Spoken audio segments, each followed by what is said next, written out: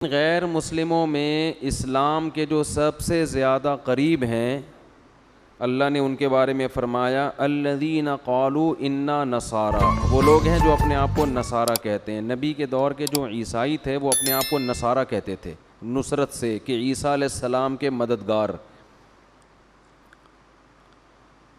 تو اس میں قرآن نے بتایا کہ اسلام کے سب سے قریب ترین مذہب جو ہے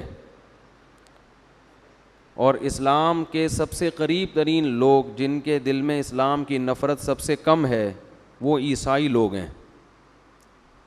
اور یہ ایک حقیقت ہے کہ آج بھی دنیا میں سب سے زیادہ اسلام قبول کرنے والے جو غیر مسلم ہیں وہ کرسچن ہیں، عیسائی آپ کو ملیں گے دنیا۔ میں نے تو اپنی زندگی میں جتنے لوگ مسلمان ہوتے دیکھے نا، ان میں 90% عیسائیوں کو دیکھا ہے اسلام قبول کرتے ہوئے۔ اس کی وجہ کیا ہے؟ ایک وجہ تو قرآن نے یہاں بیان کی ہے، اور ایک اور وجہ جو ایک گراؤنڈ ریئلٹی ہے۔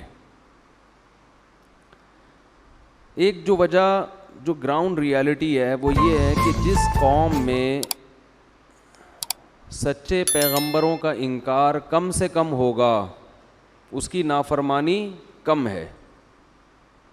عیسائی جو ہیں حضرت عیسیٰ پر ایمان لے کر آئے تھے، ان کی نبوت کے دلائل انہوں نے اپنی آنکھوں سے دیکھے اور ان کو نبی مانا،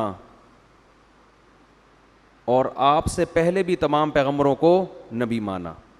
جبکہ یہودیوں نے ایک سچے پیغمبر حضرت عیسیٰ کا انکار کیا، تو اتنا بڑا جرم کہ ان کا دل جو تھا وہ عیسائیوں کی نسبت زیادہ سخت ہو گیا۔ عیسائیوں نے ایک پیغمبر کا انکار کیا ہے، محمد صلی اللہ علیہ وسلم کا، اور یہودیوں نے حضرت عیسیٰ کا بھی انکار کیا۔ تو جو ڈبل مجرم ہوتا ہے اس کی توبہ کا امکان کم ہوتا ہے، جو سنگل مجرم ہوتا ہے اس کی توبہ کا امکان زیادہ ہے، اس کا جرم نسبتاً ہلکا ہے۔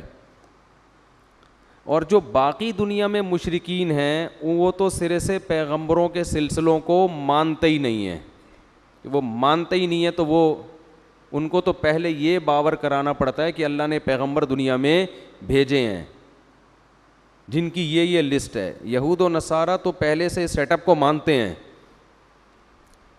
اب سوال پیدا ہوتا ہے اس لحاظ سے تو یہودیوں کو مشرکین کے بعد اسلام کا دشمن ہونا چاہیے، کیونکہ یہودی تو پیغمبروں کے سلسلوں کو مانتے ہیں۔ اور پریکٹیکل لائف میں اگر دیکھا جائے، یعنی پریکٹیکلی جو یہودیوں کا مذہب ہے وہ عملی طور پر اسلام کے آج بھی زیادہ قریب ہے۔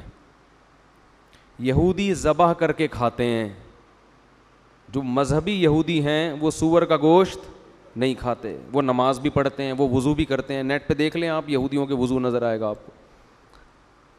تو پھر تو یہودیوں کو چلو عیسائیوں کی نسبت قریب نہیں ہوتے، کم از کم ہندوؤں اور دوسری قوموں کی نسبت اسلام کے زیادہ قریب ہونا چاہیے تھا، یعنی محبت کے اعتبار سے۔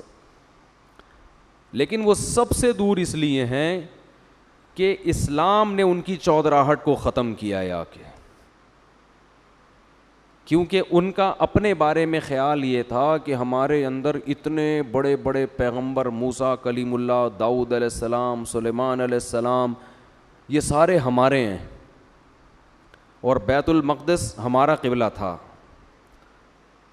یہ ہمارے کنٹرول میں تھا، یہاں ہماری خلافت قائم ہوئی تھی، تو ہم ایک امی نبی پر کیسے ایمان لے آئیں؟